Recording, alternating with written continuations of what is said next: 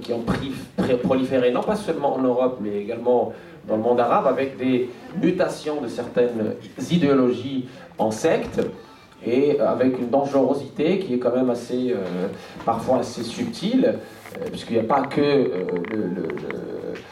le combat visible, la guerre visible, il y a aussi une guerre invisible. La déformation du mot djihad, on en a parlé, hein, donc on a eu tout à l'heure la sœur qui travaille directement avec les prisonnières donc, qui viennent du milieu carcéral, et elle nous a expliqué toute la difficulté justement à cerner le problème et à répondre justement à ces personnes endoctrinées, embrigadées, qui ont été la victime de leur à la fois ignorance et leur fragilité. Cette fragilité qui est évidemment utilisée par les sectes et par la propagande aujourd'hui sur Internet, parce qu'on appelle cet enseignement alternatif, mais dans le sens négatif du terme, c'est-à-dire cet enseignement qui n'a pas de limite, qui n'a pas de cadre, qui n'a pas d'authenticité. Dans cette deuxième table ronde, on va s'intéresser, se focaliser sur les outils de la radicalisation. Les outils de la radicalisation aujourd'hui, si vous voulez, dans le monde moderne, on en a pas mal, mais voilà, et on en a pas mal, mais on va, parce que le temps, on est limité par le temps, on va s'intéresser à un outil de radicalisation qui fait unanimité, qui est Internet. Et puis évidemment les livres, parce que bon, il faut le dire, notre Oumma lit de moins en moins. Donc la radicalisation par les livres, c'était dans les années 70, 80. Je ne dirais pas la radicalisation, mais le discours déviant, le discours extrême, face à ce que l'islam est vraiment, l'équilibre, l'wasat, le juste milieu. Donc ce changement justement d'outil du postmodernisme, et cette adaptation de la société civile et des institutions à ce discours alternatif. On a avec nous aujourd'hui donc Dr Karim Ifraq, docteur en coranologie, chercheur au CNRS. Je lui laisserai dire quelques mots sur son rôle et s'asseoir sur le terrain français, parce qu'il est très présent sur le terrain français. Il est enseignant chez nous également à l'USIP, à l'Institut d'enseignement supérieur islamique de Paris, donc, qui organise aujourd'hui ce premier colloque. À ma gauche, Dr Brahim Sekissi, avocat d'affaires, avec son épouse également, sur le thème de comment justement aujourd'hui un avocat d'affaires qui, en plus de droit hanafite, donc il y a joint l'utile à l'agréable, à la fois le droit civil et le droit musulman, que j'ai connu à l'université de Strasbourg quand on était sur l'enseignement de la finance islamique au démarrage de l'aventure finance islamique. Et donc avec eux, on va d'abord parler du volet donc, du virtuel et de son impact sur les mœurs, sur les cultures et le changement justement du paradigme. Mais avant de donner la parole à chacun, j'aimerais simplement insister sur le fait que cette formation virtuelle est ce qu'on appelle en droit musulman nazila.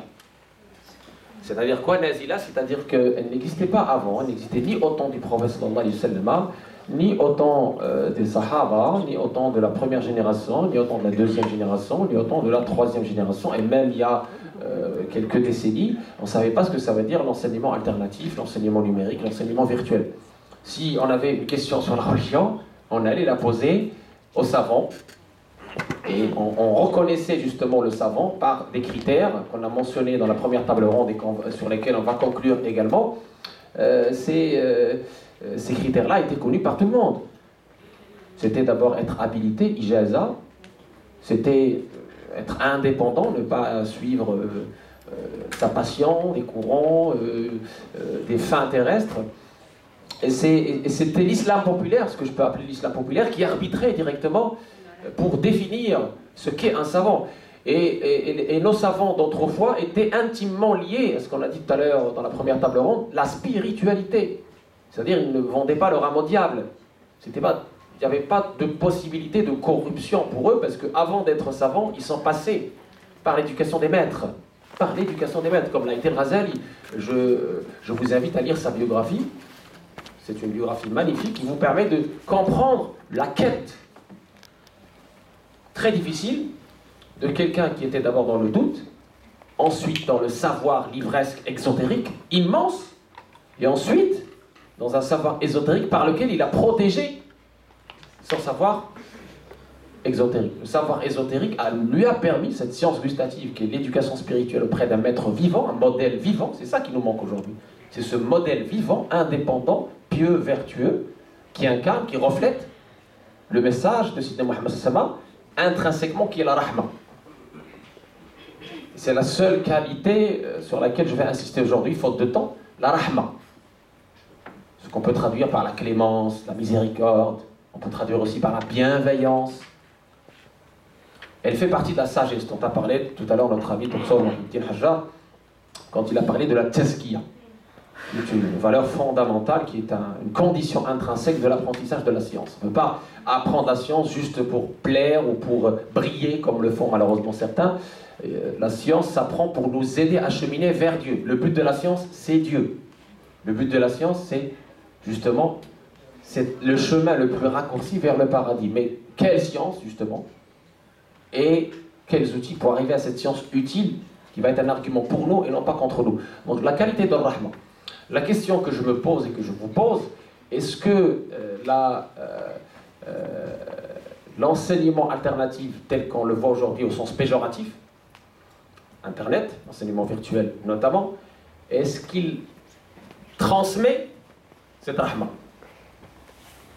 Est-ce que quand vous êtes face au cher Google ou au cher Facebook, est-ce que vous sentez, c'est une question que j'ai déjà posée aux jeunes, hein, est-ce que vous sentez cette Rahma?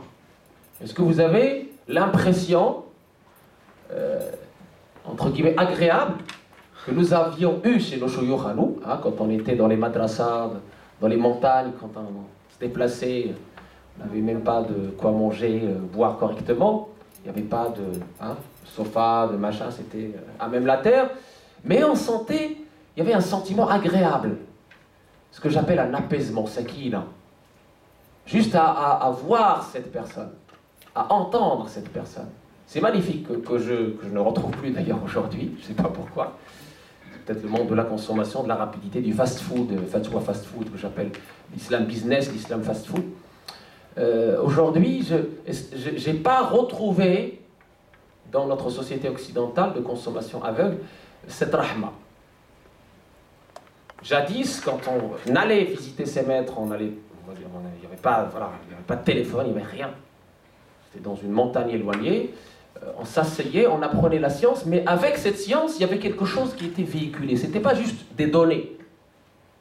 Ce n'était pas un ensemble, un flux de données, non. Au sens informatique du terme, non. Ce n'était pas quelque chose que je reçois et finalement, je mémorise et que je vais de ma part répéter comme un perroquet, machinalement, mécaniquement. C'était autre chose. Cette rahma, cette miséricorde, cette bienveillance, cette douceur, cette magnanimité, cette belle valeur qui nous manque cruellement aujourd'hui, qui découle de la grande valeur de la sagesse et qui découle de ce qu'on appelle la purification de ce qu'il y a, elle est le grand absent aujourd'hui de notre éducation et de notre enseignement. Donc cette question de l'absence des valeurs et entre autres la valeur de la rahma dans cet enseignement virtuel est une preuve suffisante et irréfutable pour vous dire que c'est un enseignement nul et non avenu. On peut chercher une recette de cuisine sur internet, d'accord? On peut faire du replay, du replay pour une émission qu'on a aimée pour la chercher sur internet, d'accord? Pourquoi pas? On peut chercher notre itinéraire, cher Google est très bon pour ça, hein, donc voilà. Tout à l'heure, je l'ai cherché pour venir ici, il m'a beaucoup aidé, je le remercie. Mais la religion, non. C'est une grave erreur, je le répète, que de chercher sa religion sur internet. Parce qu'on a du tout, et c'est le rôle des parents d'éduquer leurs enfants face à cette montée rapide de l'enseignement alternatif, l'enseignement religieux alternatif, l'enseignement virtuel. Il faut essayer de redonner confiance à nos jeunes, à nos enfants, aux savants. Il faut éveiller la conscience de nos jeunes sur l'importance, l'obligation de faire l'effort, je dis bien faire l'effort pour chercher le savant. Quand je dis faire l'effort, c'est pas cliquer sur un bouton et... Non, faire l'effort, c'est vraiment quelque chose qui demande de l'énergie, qui demande l'esprit critique, qui demande un sens de sacrifice, qui demande une abnégation et qui demande surtout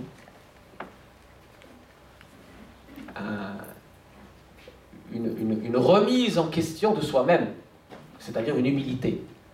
Se dire, ben tiens, je dois peut-être faire fi de ce que je connais dans les livres sur Internet, de ce qu'a m'a dit mon voisin, de ce qu'on m'a dit mon copain, et aller chercher ceux qui ont cette transmission dont on a parlé tout à l'heure, Isnad, cette transmission qui va jusqu'au prophète. C'est ça que cherchait, on a fait la khutbah du Jumu'ah sur ça hier, les compagnons des compagnons qui cherchaient les compagnons, et les compagnons des compagnons des compagnons qui cherchaient les compagnons des compagnons, etc. Est-ce que ces gens-là n'avaient rien à faire que de chercher cette transmission qui va jusqu'au prophète, cette transmission ininterrompue, Isnad Mutasil. C'est ça le secret. C'est pour cela qu'on est là aujourd'hui.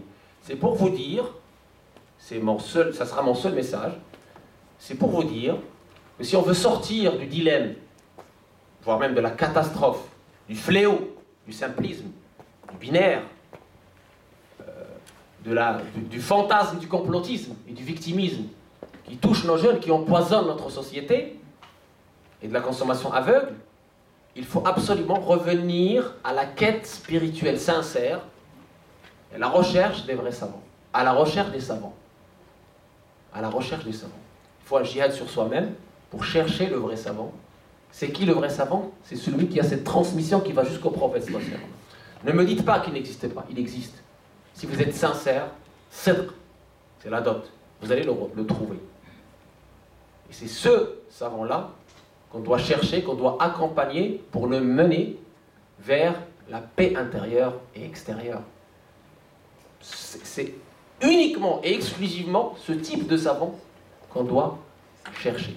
Celui qui a la transmission ininterrompue jusqu'au prophète. C'est ça qui est important. Dans les deux sens, spirituel, c'est-à-dire ésotérique, science gustative, et exotérique. Barakallahu fikum. Je passe la parole à Dr Karim Ifra, sans transition.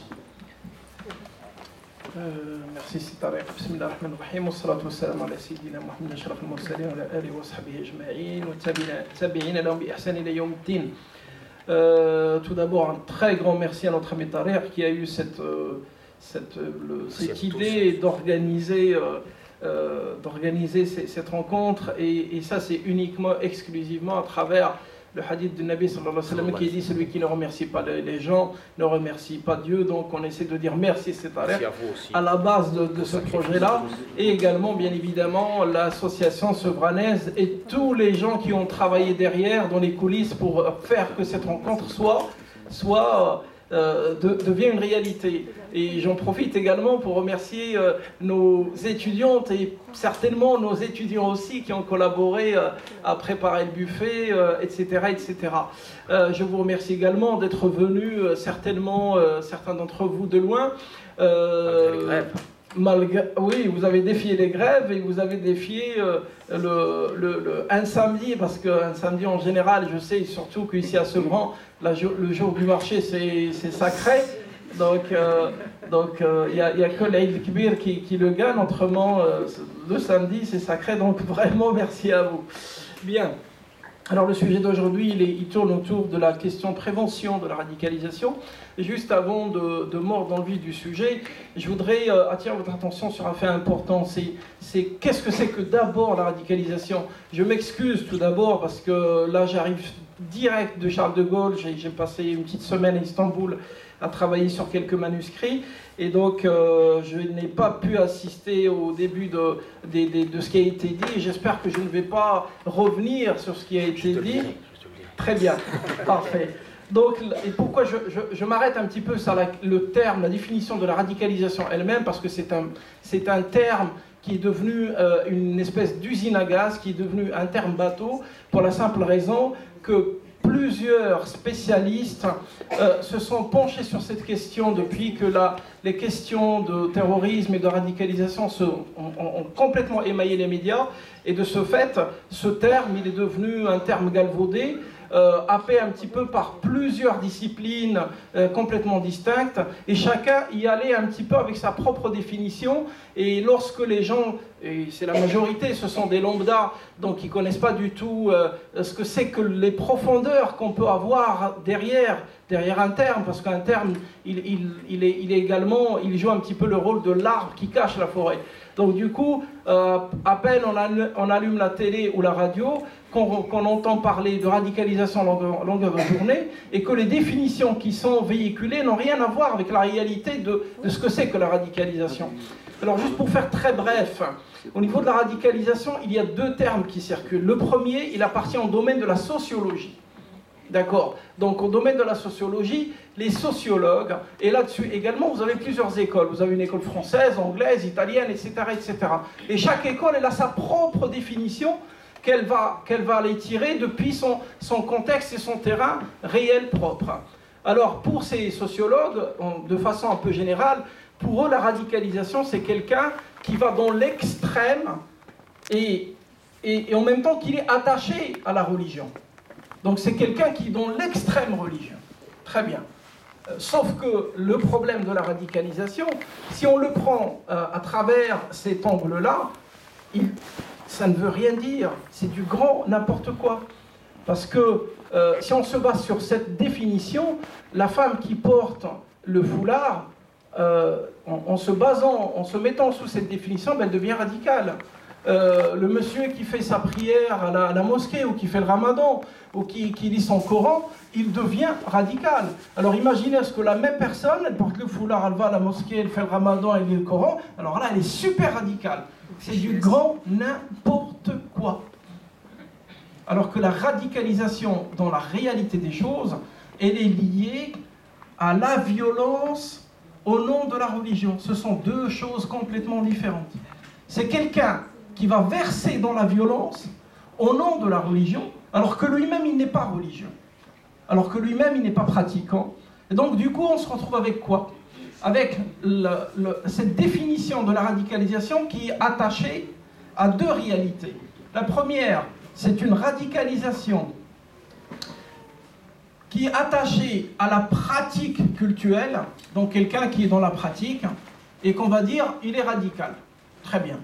Mais à partir de ce moment-là, on peut très bien être radical dans sa religion, c'est-à-dire faire la prière du matin jusqu'au soir, faire le ramadan toute l'année, etc., etc. Mais ça ne fait pas de vous quelqu'un de violent. Ça ne fait pas de vous quelqu'un de dangereux. Et on a donné l'exemple avec les pères de l'Église, avec les sœurs de l'Église, je parle, les sœurs chrétiennes. On a donné l'exemple des cercles monacaux, c'est-à-dire ceux qui vivent dans les moines qui vivent dans les églises. Ces gens-là, ils vivent en ermite, donc ils sont complètement retirés à l'extérieur de la société. Ils vivent leur foi dans une pratique très intense. Ce sont des radicaux, très bien. Mais pour autant, ça ne sont pas des radicaux qui sont dangereux. Ça ne sont pas des radicaux qui versent dans la violence. Ça ne sont pas des radicaux qui appellent à la violence. Ce ne sont pas des radicaux qui poussent à la violence. Donc il est important de faire ce distinguo entre cette radicalité qui est attachée à la pratique religieuse, et c'est un dégradé, ça va de la personne qui ne fait la prière que à la mosquée, jusqu'à la personne qui a une grande barbe, qui ne s'habille qu'en camis, qui passe sa journée à faire le jeûne. Mais ça ne fait pas de lui ça ne fait pas de lui un marginal. C'est très important. Mais à côté de ça, vous avez la radicalité qui est attachée à une idéologie. Et ça, c'est différent. Quand vous avez une radicalité qui est attachée à une idéologie X ou Y, les choses changent. Et là aussi, vous avez un dégradé. Parce que cette idéologie, vous avez l'acteur radical attaché à une idéologie, mais qui ne fait pas de la da'wa, qui ne fait pas du prêche, qui n'essaie pas de convertir les gens à ce type de radicalité attachée à l'idéologie. De même, ce n'est pas la même chose que la personne donc, qui est radicalisée idéologiquement et qui verse dans la violence. Donc nous avons des dégradés. Il y a plusieurs cas à prendre en considération. Et du coup, quand vous avez des non-spécialistes qui sont pas versés dans les questions religieuses, qui ne connaissent pas du tout l'islam dans ses diverses réalités culturelles, psychologiques, sociales, etc., etc. On se retrouve avec quoi? On se retrouve avec tout et n'importe quoi. Alors cette radicalité, comment elle est née? Elle est née, on peut la remonter un petit peu vers la fin des années 20. La fin des années 20 dans le monde musulman, nous allons assister à une première montée radicale au niveau de l'idéologie et qui va être suivie derrière par une deuxième. Et là, on assiste à quoi? On assiste exactement au développement de ce qu'on va appeler derrière l'islamisme et le salafisme. L'islamisme, c'est toute l'idéologie qui est attachée au mouvement des frères musulmans, qui est un mouvement politique. Et à côté, on a un deuxième mouvement qui est salafiste et qui va être attaché un petit peu à l'idéologie wahhabite de l'Arabie saoudite. Donc ces deux mouvements, ils vont se développer dans le temps et dans l'espace. D'accord, je vais voilà. Donc ces idéologies, ils vont se développer, ils vont gagner de l'espace à travers le monde musulman, et elles vont s'appuyer sur de nouveaux outils qui n'existaient pas dans le temps, qui sont les modes de transport, les trains, les avions. Parce qu'il faut imaginer une chose, la radicalisation, elle est attachée à l'idéologie. Et l'idéologie, elle est attachée aux outils du terrain. C'est-à-dire que si on revient dans le temps, un siècle ou 2 siècles, et qu'il n'y avait ni avion, ni train, ni voiture, ben les idées voyageaient à dos de chameau. Et quand les idées voyageaient à dos de chameau, ben ça prenait du temps. Et ça ne touchait pas un public large ou important. Avec l'arrivée de nouveaux modes de transport, l'avion, le train, la voiture, mais également de nouveaux modes de médias. Le téléphone, le télégraphe, la naissance de la poste, vous envoyez une lettre, elle arrive au maximum une petite semaine. Le développement de l'édition, les livres, et avec depuis maintenant une vingtaine d'années à peu près, et on peut dire même depuis une dizaine d'années, on assiste au développement de nouvelles technologies.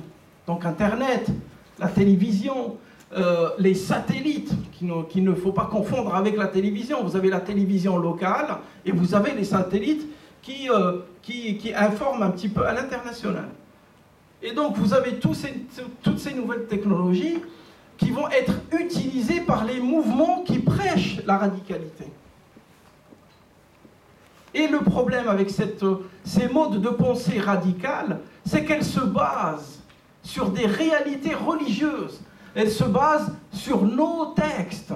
Elles se basent sur le Coran, elles se basent sur le hadith. Mais toujours avec une façon complètement pervertie. Elles jouent avec les mots, elles jouent avec les nuances, elles jouent avec les contextes. Et elles vous donnent un petit peu ce qu'on reproche aux journalistes et ce qu'on reproche aux politiques, c'est qu'ils vont prendre ce que vous êtes en train de dire, ils vont couper le début, ils vont couper la fin, ils vont vous dire voilà ce que vous avez dit. Non monsieur, je n'ai pas dit ça. Parce que par rapport à ce que j'ai dit, il y a un début et une fin qui donne un contexte et qui donne un sens à ce que je dis. Quand vous coupez le début et la fin, ben vous arrivez avec une nouvelle information, une nouvelle réalité. C'est ce qu'ils vont faire. Ils vont jouer avec quelque chose qui existe, ils vont le développer à leur sens et ils vont l'orienter. De ce fait, ils vont fabriquer ce qu'on appelle du vrai faux.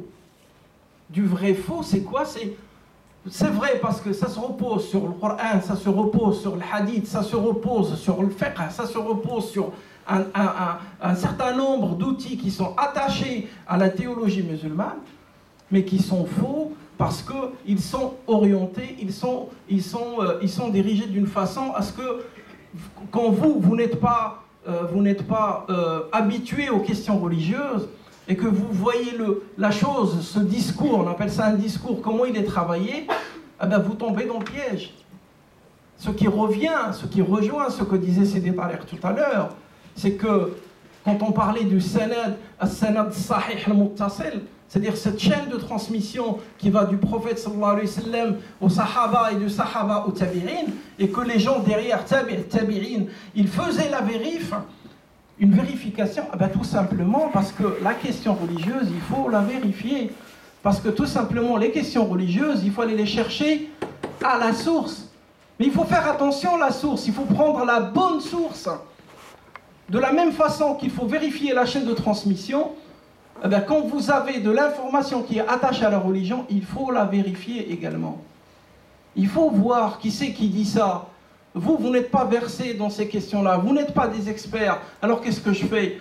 Ben, je me rapproche des gens qui connaissent, je me rapproche des oulémas, je me rapproche des docteurs de la foi, je me rapproche des spécialistes, je me rapproche de la mosquée, je me rapproche de l'imam qui est dans cette mosquée.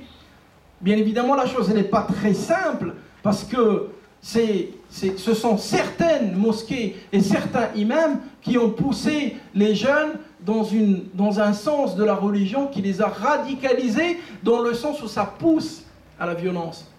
C'est pour ça qu'il faut aller vers les gens qu'on reconnaisse, vers les gens vers lesquels on peut revenir, vers des gens qui sont connus et reconnus, non pas seulement par leur connaissance et leur science, mais également par leur comportement, par leur akhlaq, par leur spiritualité. Parce que ça a été dit tout à l'heure, ad-din, la religion sans science, c'est un danger. Et la science sans spiritualité, c'est également un danger. Il y a un équilibre. Pour ceux qui achètent de la viande, quand vous allez chez le boucher, vous dites je veux 1 kilo de viande hachée, le boucher qu'est-ce qu'il fait? Il ne vous donne pas 1 kilo de viande hachée, il vous met de la viande avec de la graisse, pour que cette viande soit souple et qu'elle soit mangeable. Parce que s'il vous donne exclusivement de la chair, la viande que vous allez manger, elle est immangeable, c'est du caoutchouc. La religion, c'est la même chose. La religion, elle a besoin de science, et cette science, elle a besoin de spiritualité, et c'est cette spiritualité qui vous permet de verser dans ce qu'on appelle la bonne pratique, al-khuluqul hasan. Si vous n'êtes pas dans le khuluq hasan, vous êtes dans autre chose que dans l'islam. Et quand vous êtes dans autre chose que dans l'islam, vous êtes dans la radicalité, et je vous remercie. Salam alaikum. Merci beaucoup, Dr Karim Ifraq, pour être aussi précis et aussi concis. Donc on revient à cette question fondamentale de la transmission, comme l'a dit Dr Karim, et comme on l'a dit aussi dans la première table ronde, et ce matin aussi dans les cours qui ont été donnés par Dr Khalid Miyara, un savant qui vous transmet un texte, il ne vous transmet pas seulement un texte, mais aussi sans contexte, le vrai contexte du texte.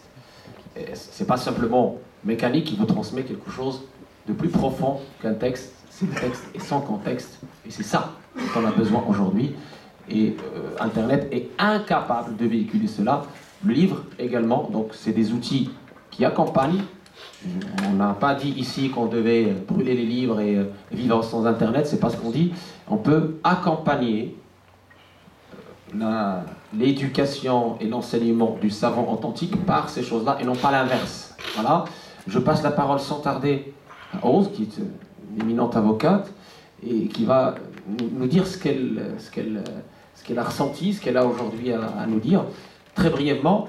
Et comme ça, on va à la conclusion de Dr Brahim Sekissi, pour vous donner après la parole, pour en finir avec cette deuxième table ronde, qui, j'espère aussi, va être riche d'enseignements. Merci beaucoup. Alors, très très brièvement, et à titre liminaire, je tiens à remercier l'ensemble des familles présentes ici. Alors je dis un grand merci à toutes et à tous. Grand merci G avec G majuscule et merci avec un M majuscule. Ça évite les redondances et ça évite un petit peu de présenter ces hommages entre guillemets sous un vocable différent par rapport à ce qui a été présenté par le docteur Karim Ifraq. Si ces événements sont organisés, c'est naturellement grâce à vous. Ce que j'ai retenu aujourd'hui depuis la première table ronde, alors on vous adresse nos excuses parce qu'on est arrivé un petit peu en retard, c'est cette notion même de famille qui a été très très présente, et je dirais que c'est le socle d'une bonne éducation. Alors il y a eu beaucoup de discours, des très très beaux discours, un peu utopiques certes, je dirais, et à mon sens, il faut agir. Et la question qui se pose alors est celle de savoir quels sont les moyens qui doivent être mis en œuvre pour éviter, ou les outils pour contrer, je dirais, les outils de la radicalisation, ou les outils qui prêchent la radicalisation. Alors, Dr Tarek, vous avez évoqué cher Google et cher Internet, je suis tout à fait d'accord avec vous, et pour moi en fait là je ne voudrais pas du tout heurter la sensibilité des familles ici présentes, mais je pense que dès le jeune âge en fait il faut tout simplement, à mon sens, il faut agir maintenant, il faut interdire la télévision, internet à la maison, et ça dès le très très jeune âge. Vraiment je pense que c'est important pour les parents, les futurs parents, et vivre, je dirais, l'enseignement d'une bonne éducation spirituelle. Et ça sera le mot de la fin, puisqu'on n'a pas beaucoup de temps. Et la parole maintenant à mon époux. Et c'est lui plutôt l'avocat éminent, c'est pas moi. Les deux, hein. Je rappelle que vous agissez aussi pour tout ce qui est radicalisation donc, et lutte contre le... Voilà.